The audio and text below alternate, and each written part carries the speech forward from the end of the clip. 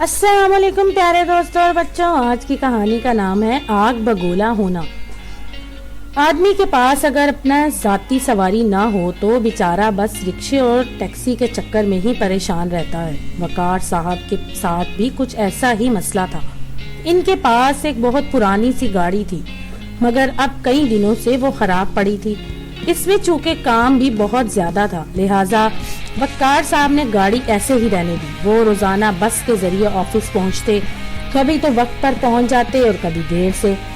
ایک دن وقار صاحب کے افسر نے کسی دوسری کمپنی کے افسران کو اپنے آفس میں ایک انتہائی اہم مسئلے پر گفتگو کرنے کے لیے بلایا اور وقار صاحب کی کو یہ ذمہ داری دی کہ وہ شہر کے باہر سے آنے والے افسران کو اپنی کمپنی کے تمام کام کے بارے میں تفصیلی طور پر آگاہ کریں اور وقت سے پہلے پہنچ کر آفس میں چائے وغیرہ کا بھی انتظام کریں۔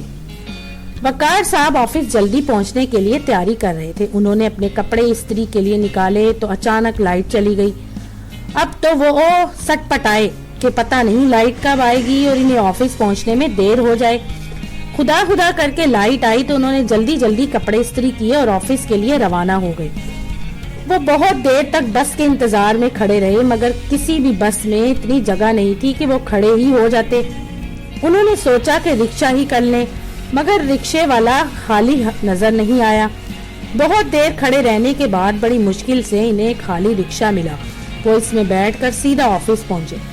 آفس پہنچ کر انہیں معلوم ہوا کہ جو افسران دوسرے شہر سے آئے تھے وہ کافی دیر ان کا انتظار کرنے کے بعد چلے گئے۔